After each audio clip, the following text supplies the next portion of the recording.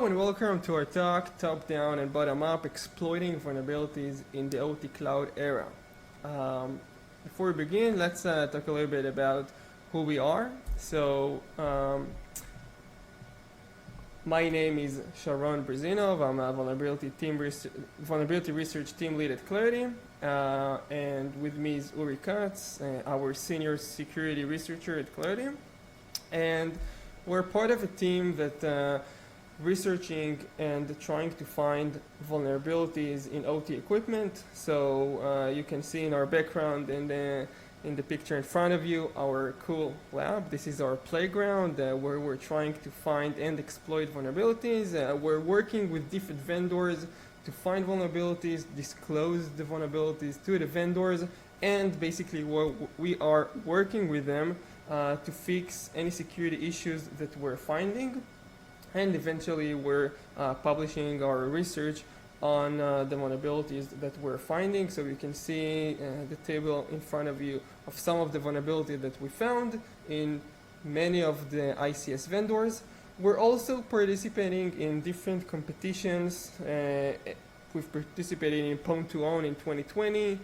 We've participated in DEF CON ICS CTF, where we won first place, and we're doing and conducting lots of research and competitions in those areas.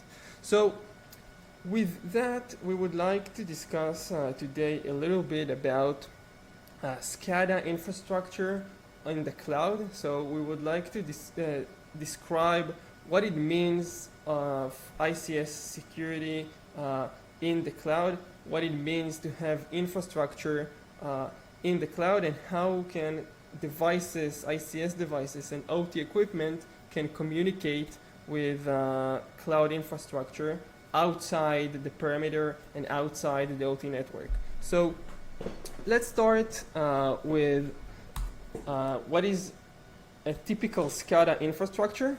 So we have the Purdue model, as you're all aware of. We have a couple of layers that in each layer we have different devices with different capabilities and roles. In the lowest level, in level 0, we have field devices. Field devices are actuators and sensors.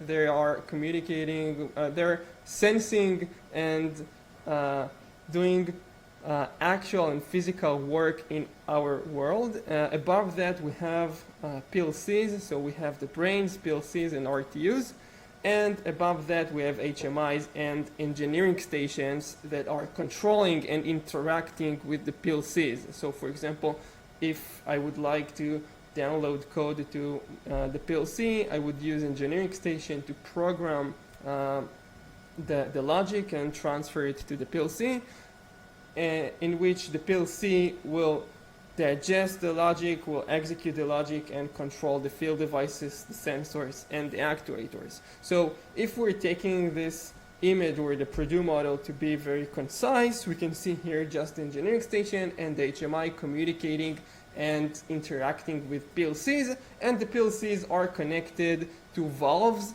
in this example, and the PLCs are actually doing something physical. The valves are doing something physical in our world, where the PLCs are controlling those valves, and the humans, the engineers, the operators are controlling the PLCs through the engineering station and the HMI. The engineering station is meant for programming and configuration mostly, while the HMI is mostly for data acquisition and for the engineers to understand what's going on within the process. So if we're taking this further, today there is a huge trend to move everything to the cloud.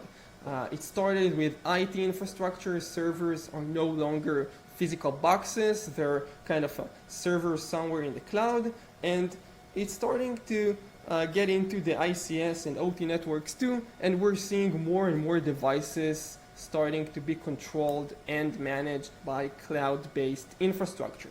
And we're also seeing this through cloud-based Scada infrastructure as well. So why do people want to move to the cloud? There are a couple of reasons. First of all, telemetry. So all the devices are transmitting telemetry always to the cloud, so it's very easy to control and understand what's going on in all of the devices. There are nice dashboards and trends and graphs, so it's easier to understand what's going on in terms of telemetry and logs. The management of logic can be done through the cloud, so usually there is a console management that you can go into and manage all of the devices that are being controlled by the cloud infrastructure, which means we can download logic through the cloud to all of the devices at once, so it's very easy setup. We can have lots of diagnostics and troubleshooting because everything is connected to the cloud. You don't need to be inside the network. You can be somewhere in the internet, just go online to the website, the console management that is exposed to the internet, and diagnose and do some troubleshooting, get all the logs, and manage the firmwares, manage the logic of the devices, and control the devices remotely without the need to be physically inside the network. And obviously, it's a centralized view of processes and redundancy. So when we're talking about cloud-based infrastructure, we're usually talking about lots of instances in different regions, so we have lots of redundancy, and we can control and manage all of the devices that are directly connected to the cloud. So if we're taking this a bit further and we're reevaluating the new Purdue model, so basically it's all broken, we don't have these layers anymore because all the PLCs, and when we're talking about ICS infrastructure that is connected to the cloud, all the PLCs, all the HMIs, all the engineering stations are basically controlled and managed through the cloud. So there is no longer a need for the Purdue module because everything is connected and managed through the cloud.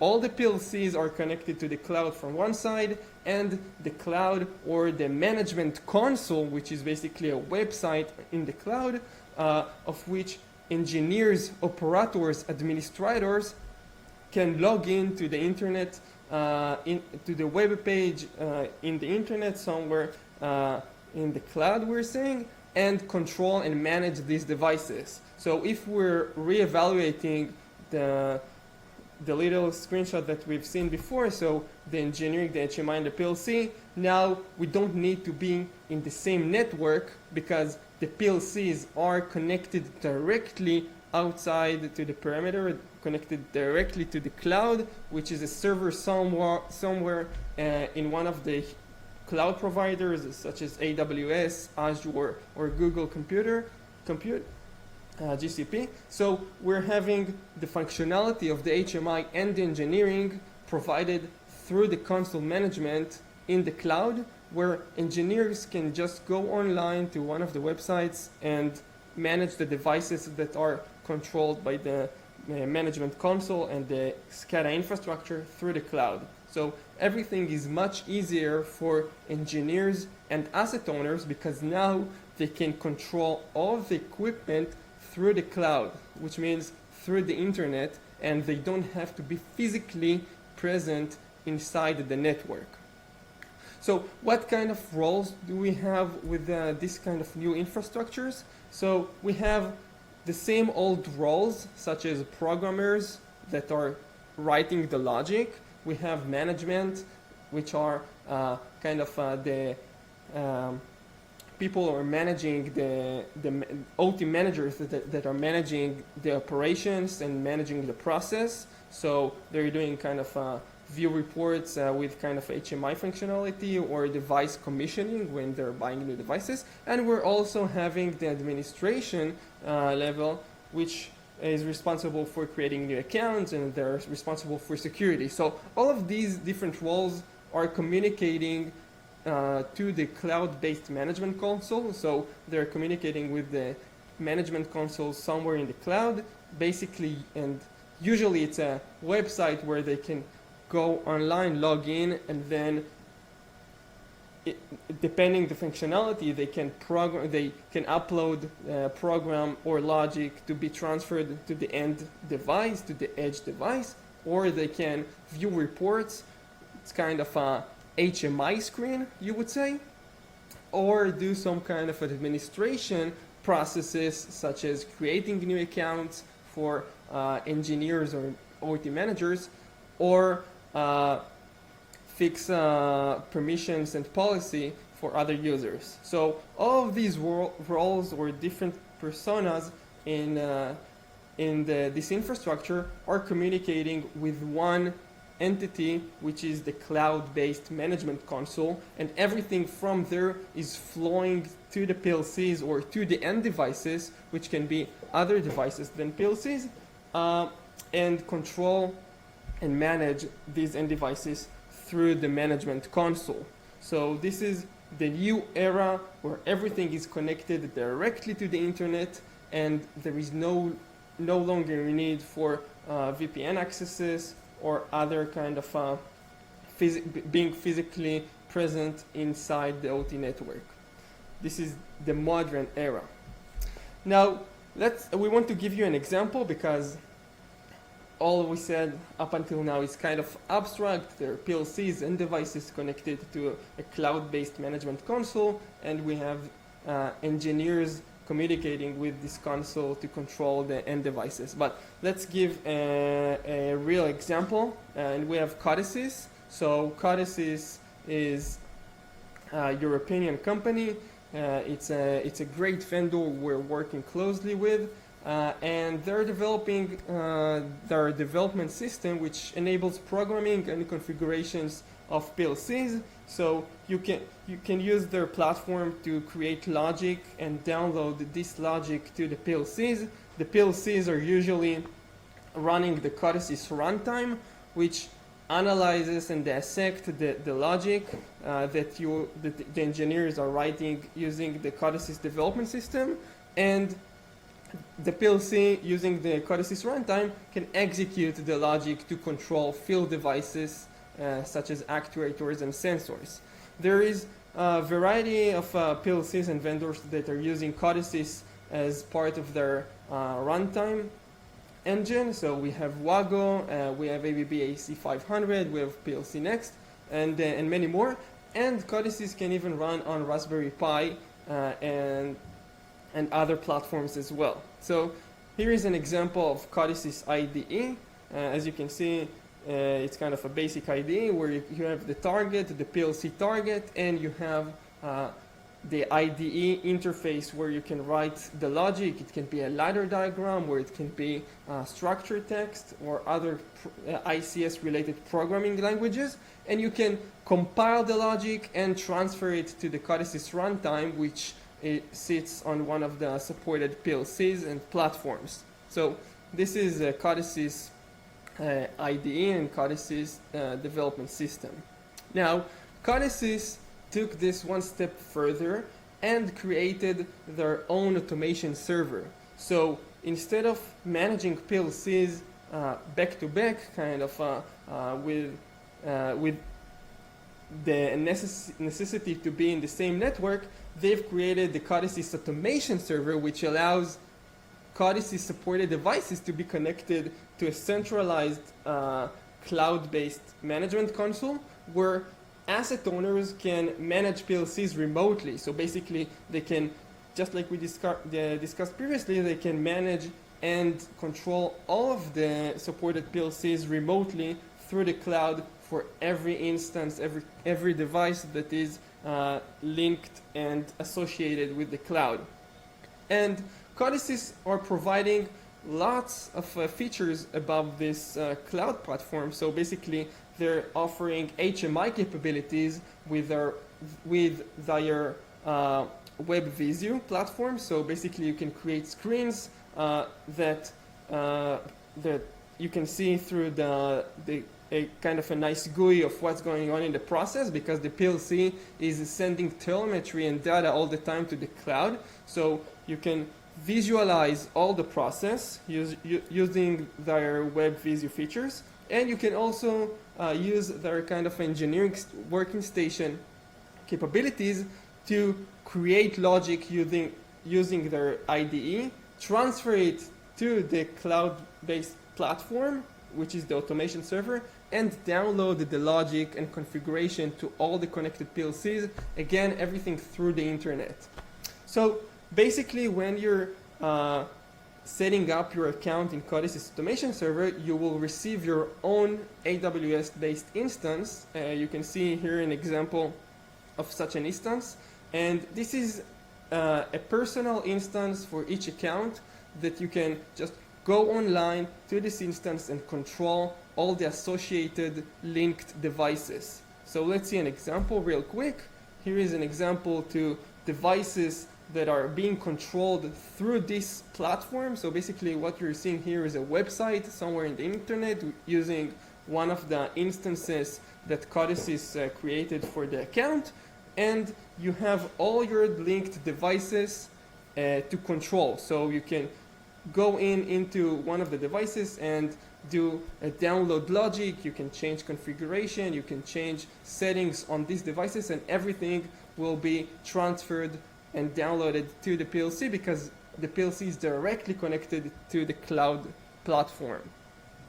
Now, CODESYS took this even one step further and created the CODESYS store. So basically it's like the Apple Store or the Google Play Store where you can download applications, but just for your code and your process. So basically you can download examples of already created applications, or you can download libraries, or you can download clients that will be run on the PLC. And you can use the store to accelerate the development cycle and use code that other people wrote without inventing the wheel. So if someone else wrote the code to process some kind of a mathematical algorithm, so you can just download the library that he created and maybe pay for this if they're selling this by money or not, or you can download it for free if the developers are offering this for free. But the basic idea is the same. You can just, as a developer, you can offer your own code or libraries or programs that others can download and use in their projects. So this is an example of AWS IoT Core client that is being offered for free, as you can see here. And other developers and asset owners can download and use this library for free to integrate their PLC with AWS IoT platform.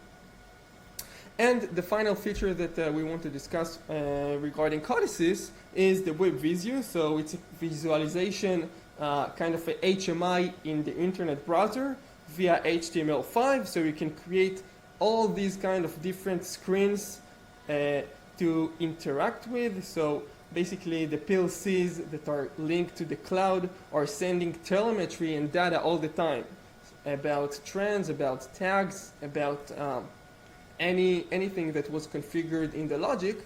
And you can create screens that will take all of the aggregated data to present in a very nicely presented view and GUI, just like a normal HMI, just in the cloud, just in a screen that is based on HTML5, and it's very easy to control and create nice screens that anyone can access with the proper ACLs. So we have engineering working station, and we have HMI, and we even have the CODESYS store to create download applications. And we have all these services in one platform that is connected through the cloud, through the internet, and all the connected PLCs can be managed, controlled, and present information, everything directly through the internet. So this is a great example to what we discussed earlier. Now, we would like to discuss WAGO. So WAGO is a German company, European company. They have two main PLC products, which are the 750 and 750 XTR, and the PFC series, PFC 100 and PFC 200. We mainly focused on PFC 100 and 200. And this is an example for a PLC that is Linux-based, and it is running the CODESYS runtime. So it has a great integration with CODESYS, and all the great features that I mentioned earlier can be used with WAGO. So basically WAGO runs the CODESYS runtime, and the CODESYS runtime can communicate with other CODESYS related platforms and systems. So this means that we can control our WAGO PLC 100-200 using CODESYS Automation Server and basically manage all of our WAGO PLCs through the cloud. So the WAGO PLC 100-200 is a basic PLC. It has lots of functionality that most of PLCs contain these days, support of all standard field bus protocols and Ethernet standards such as Profibus, Modbus, Profinet, etc. And it has lots of interfaces such as RS485 and RS232.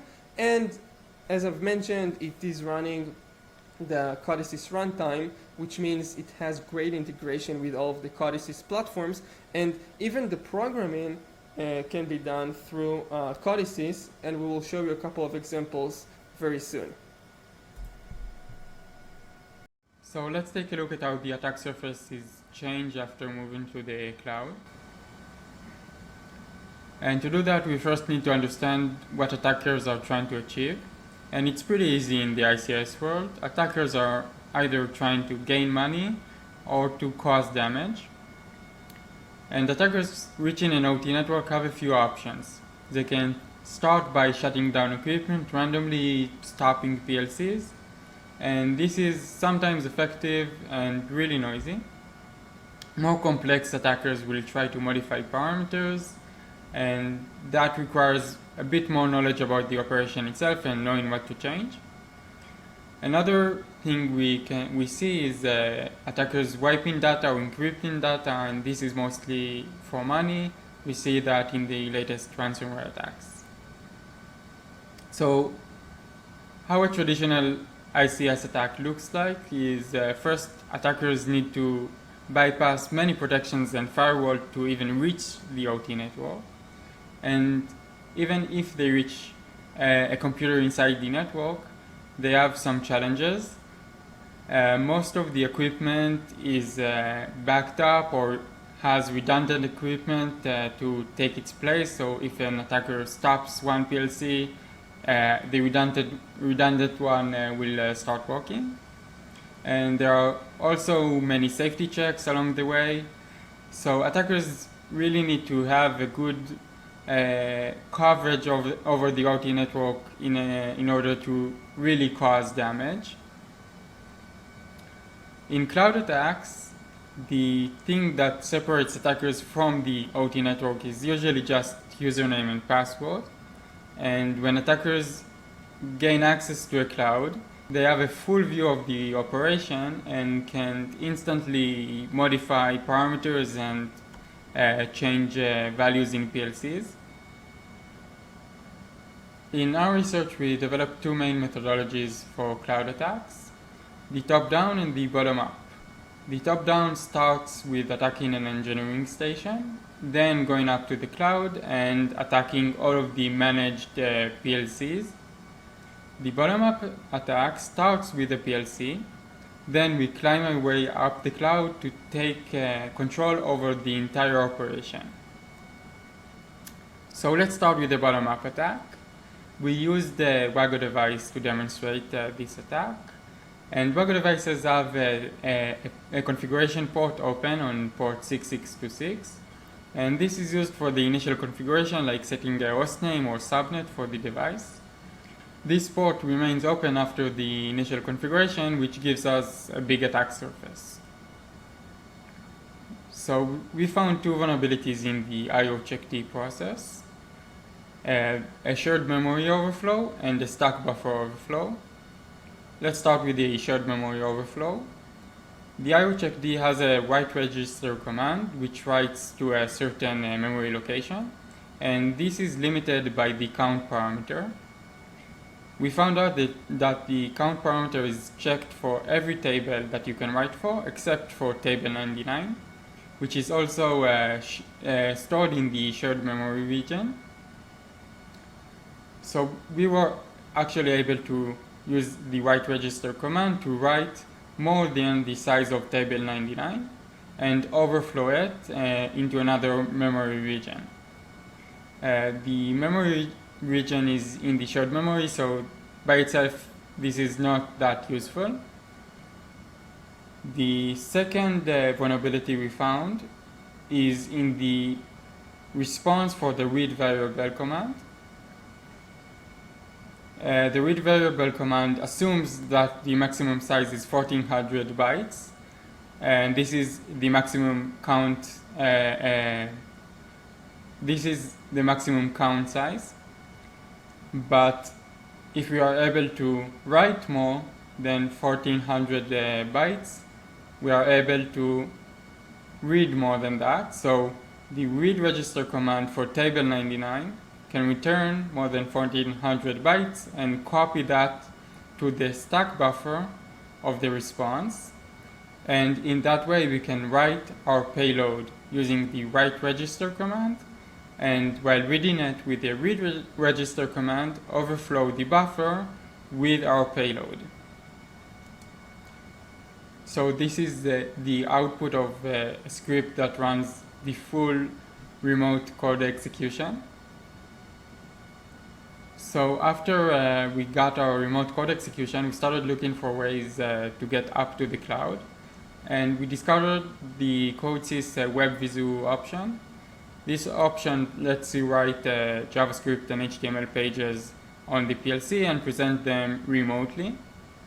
This option is also open from the cloud, which means that any operator viewing it will have a cloud cookie. So if you have control over the PLC itself, and we can change the JavaScript, for example, we can change it to get the cookie from the person viewing it and create a user for the cloud where we control the username and the password. So this gives us a new user in our control in the cloud. So let's chain it all together. We start with a read and write register buffer overflow that gains us remote code execution on the WAGO PLC.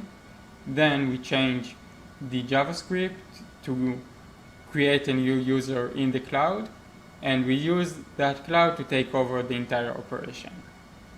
So starting from PLC and going up to the cloud and using that to manage and control the entire operation. The second method we developed is the top-down attack. The top-down approach starts with targeting an engineering station, and we decided to look at the CODESYS packages. Packages are just normal zip files which contains dependencies and sometimes even DLLs. We discovered that those packages are not signed, and we can change them to contain our malicious code. So we actually made a package that when an engineer installs it, would get his cloud credentials from the engineering station and send it back to us. So once we have access to the cloud, we can change running modes of the PLCs, stop them, or even change process values. But the holy grail of attacks is to actually run native code on the PLCs. This is not yet published, so we can't speak about details here, but we actually managed to run native code on the WAGO PLCs from the cloud. So once we have the cloud credentials, we were able to execute code on all of the PLCs in the operation. So a quick recap on the top-down attack. We create a malicious package, upload it to the CODESYS store. Operators install this package, and the cloud credentials of the operators are sent back to us. Then we can do whatever we want with the operation. We can stop PLCs, we can run code, we can do anything we want with the operation. So starting from an engineer, moving to the cloud, and then to all of the devices in the operation. That's it for today. Thank you everyone who attended our talk in DEF CON 29 SCS Village. We hope you enjoyed our talk about attacking a cloud-based infrastructure in ICS. And if you have any questions, now it's the time. Thank you very much.